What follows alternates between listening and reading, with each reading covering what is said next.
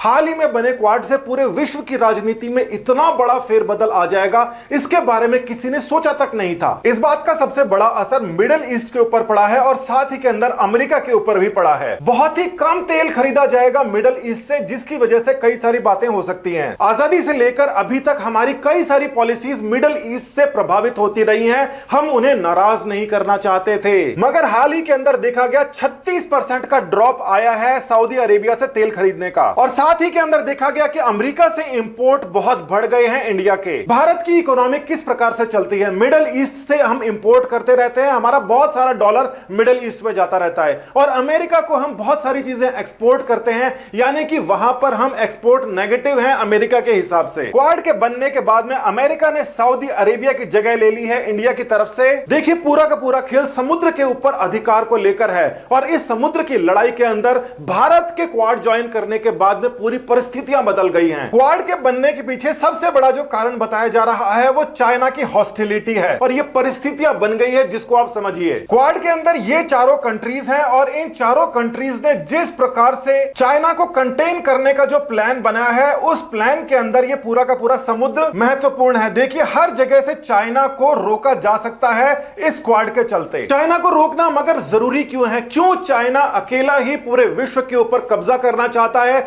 और किसी के साथ में मिलकर नहीं चलना चाहता?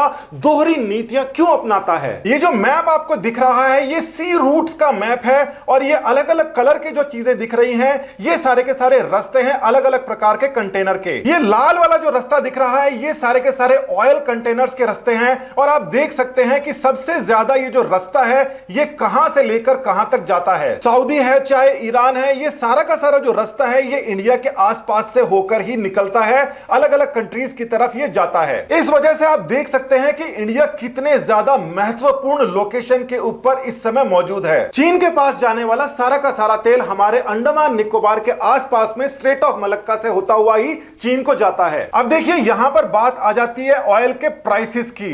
इंडिया ने सऊदी अरेबिया को कहा था कि ओपेक कंट्रीज अपने प्राइसेस को थोड़ा सा कम करके रखे, क्योंकि 86% जो इंडिया का ऑयल है वो ओपेक कंट्रीज से आता है। लॉकडाउन वाली सिचुएशन के अंदर इंडिया ने बहुत ज्यादा सपोर्ट किया था ओपेक कंट्रीज को, मगर लॉकडाउन खत्म होने के बाद में सभी लोगों ने अपनी बातों से मुकर गए। उन्होंने बात नहीं मानी जो पहले बात कह दी गई थी। चीन का अच्छा खासा दबदबा है ओपेक कंट्रीज के ऊपर। उनके दबाव में आकर कई सारी ओपेक कंट्रीज, जिसके अंदर सऊदी अरेबिया सबसे ऊपर था, उन्होंने कहा कि हम दाम नहीं घटाएंगे ऑयल प्राइसेस के, आपको तेल लेना है तो लो, नहीं तो मत लो। अब देखिए, इंडिया जो है वो 101 बिलियन डॉलर्स का क्रूड ऑयल इंपोर्ट करता है और सबसे बड़ी बात यह है कि इंडिया के अंदर खुद के पास में कई सारी रिफाइनरीज हैं, इसीलिए वो क्रूड ऑयल्स को आराम से इंपोर्ट कर सकता है। हर कोई देश ऐसा कर नहीं सकता। पूरे विश्व भर का तेल खत्म होने वाला है, इसलिए बहुत तेजी से इलेक्ट्रिक गाड़ियों की ओर सब लोग बढ़ रहे हैं। मगर ओपेक कंट्रीज ने क्या किया? अपने तेल का उत्पादन बहुत गिरा दिया। उन्होंने बोला 30 साल की जगह हम 50, 60, 100 साल तक इसी तेल को चलाएंगे और महंगा करके हम इसको बेचेंगे। इंडिया के लिए यह बहुत ही बड़ी चोट है, क्योंकि वो अपने कहे से मुकर गए। अब इंडिया को चाहिए ऑयल, वो भी सस्ते दाम के ऊपर, जिस प्रकार से पहले कहा गया था, मगर ये ऑयल के दाम बहुत तेजी से ऊपर जाते जा रहे हैं। अब देखिए, मुद्दे पर आ जाते हैं। सऊदी अरेबिया ने चाइना को अपना 50 साल का एनर्जी पार्टनर घोषित कर दिया है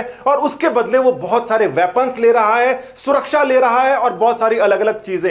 अमेरिका ने सऊदी अरेबिया के ऊपर सैंक्शंस लगाए हैं और साथ ही के अंदर इस समय क्वाड बन गया है। तो यहां पर दो चीजें हो जाती हैं और वो सारी की सारी चीजें होती हैं सी रूट्स के ऊपर। अमेरिका का ये ग्राफ देखिए, वो कितना सारा क्रूड ऑयल को प्रोड्यूस करता है और ये ऑयल में पेट्रोल कंटेंट ज्यादा है डीजल से। दूसरी ओर सऊदी अरेबिया का ये जो कर्व है, ये फ्लैट था, मगर अब जाके ये डाउन कर रहे हैं प्राइस को बढ़ाने के लिए। तो यूएस का जो ग्राफ है वो तो जा रहा है ऊपर और सऊदी अरेबिया का जा रहा है नीचे। इनके पास में एक्स्ट्रा ऑयल है जिसकी इंडिया को जरूरत है, साथ ही में समुद्र के अंदर पावर को लेकर भी बात चल रही है। अब अमेरिका का ये वाला जो एरिया है, इसको अलास्का कहते हैं। यहां पर बहुत सारा तेल का उत्पादन होता है और दूसरा उत्पादन यहां पे टेक्सास वाले एरिया की तरफ होता है। ये टेक्सास वाला तो हर जगह सप्लाई हो जाता है, मगर ये अलास्का वाला जो ऑयल है, ये एक्सपोर्ट किया जा सकता है। तो ये जो अलास्का वाला पेट्रोल है, ये किस तरफ से एक्सपोर्ट होगा आप देख सकते हैं। इसको यही वाला रास्ता लेना पड़ेगा इंडिया को एक्सपोर्ट करने के लिए। इस वाले रास्ते से दिन भर के अंदर 1-2 शिप्स आती थी इंडिया की तरफ, मगर अब ये 10-20 से भी ऊपर शिप्स हो जाएंगी जो रोजाना वहां से यहां की ओर आएंगी। ये पूरा का पूरा जो एरिया है, ये वही एरिया है जिसको चाइना अपना एरिया बताता है, दादागिरी करता है, अलग अलग देशों को वहां पर प्रॉब्लम क्रिएट करता है। ताइवान है, फिलीपींस है, जापान है, साउथ कोरिया है, इन सभी के साथ में अब यहां पर बहुत सारी शिप्स जो अमेरिका की तरफ से इंडिया की तरफ आएंगी, साथ ही के अंदर चाइना की जो शिप्स हैं वो इंडिया के पास से होकर सऊदी अरेबिया से निकल रही हैं। ये देखिए रेड वाला ये जो रूट है ये घूम के जा रहा है चाइना की तरफ यहां पे, और बिल्कुल यहीं से घूम के आ रहा है इंडिया के पास में ऑयल अमेरिका का। तो यहां पे दो एरिया बन जाते हैं, एक ये वाला एरिया और एक ये वाला एरिया। चाइना को ये बात सबसे ज्यादा पसंद है कि वो दूसरे देशों के आसपास से होके निकले और उसकी जो शिप्स हैं उनके वाटर्स में से निकलते हुए दादागिरी करते हुए निकले। अब वही के वही डोज चाइना को वापस मिलने वाला है कि अमेरिका की जो शिप्स हैं वो इंडिया के पास में आएंगी, बिल्कुल उसी जगह से आएंगी जहां पर चाइना कहता है कि यहां से हमारी मर्जी के बिना कोई शिप नहीं जा सकती। उन शिप्स को अगर रोकने की कोशिश की गई तो चाइना की बहुत सारी शिप्स यहां पर रुकना शुरू हो जाएंगी। आपको यह नहीं भूलना चाहिए ये जो एरिया है अंडमान निकोबार का, ये इंडिया का है। ये है वो स्टेट ऑफ मलक्का जहां से पास करना जरूरी है और यहीं पर है हमारा अंडमान निकोबार। आप समझ सकते हैं चाइना को कंटेन करना है तो भारत की सिचुएशन क्वाड के अंदर कितनी ज्यादा महत्वपूर्ण है। अब यहां से दो बातें एक साथ में हो गई हैं। पहली बात, जो ओपेक कंट्रीज के दबाव में आकर हमारे इंटरनल पॉलिटिक्स जो बहुत ज्यादा बड़े लेवल तक प्रभावित रहती थी उसके अंदर उनकी अब नहीं चलेगी, हम आराम से डिसीजन ले सकते हैं। दूसरी बात यह है कि एक बहुत ही पुरानी बीमारी चल रही थी उसका भी ट्रीटमेंट करना जरूरी था जो कि अब जाके हुआ है। ये जो इंटरनेशनल वाटर्स हैं यहां पर इंडिया के शिप्स जाएंगी, ऑस्ट्रेलिया के शिप्स घूमेंगी, जापान की घूमेंगी और ये सारे के सारे कंट्रीज एक दूसरे को सपोर्ट करेंगे किसी की भी शिप रोकी गई तो। क्वाड का समिट जो अभी तक लोगों को समझ में नहीं आ रहा था कि ये क्वाड से क्या दूरगामी परिणाम निकलेंगे, ये परिणाम आपके सामने आ गए। ये बात किसी से भी छुपी नहीं है कि बहुत सारे समय से चाइना और ओपेक कंट्रीज दखल अंदाजी कर रहे थे इंडिया की इंटरनल पॉलिटिक्स के अंदर और उसी वजह से देश को प्रोग्रेस करने में समस्या आ रही थी और चाइना अपनी दादागिरी फैलाते जा रहा था। उसके ऊपर लगाम लगा दी गई क्वाड के बनते ही। और ये जो बड़ा डिसीजन है ये अब सबके समझ में आ गया है कि कैलिफोर्निया और अलास्का, ये जो अलास्का है ये मैप में ऐसे दिखाते हैं इस तरफ है, यहां से जो ऑयल जाने वाला है वो इंडिया के लिए कितना काम में आएगा। इसी के साथ में सऊदी अरेबिया की इंडिया के साथ में जो पोजीशन है वो चौथे नंबर के ऊपर खिसक गई है और जो उसका सबसे बड़ा खरीदार यानी कि चाइना है वो भी इंडिया की टेरिटरी से होकर ही उसको गुजरना पड़ेगा इंटरनेशनल वाटर्स में। दिन के अंदर 20 ऑयल टैंकर इंडिया की बाउंड्री से चाइना के गुजरा करते थे, अब उनकी बाउंड्री से जब इंडिया के ऑयल टैंकर्स गुजरेंगे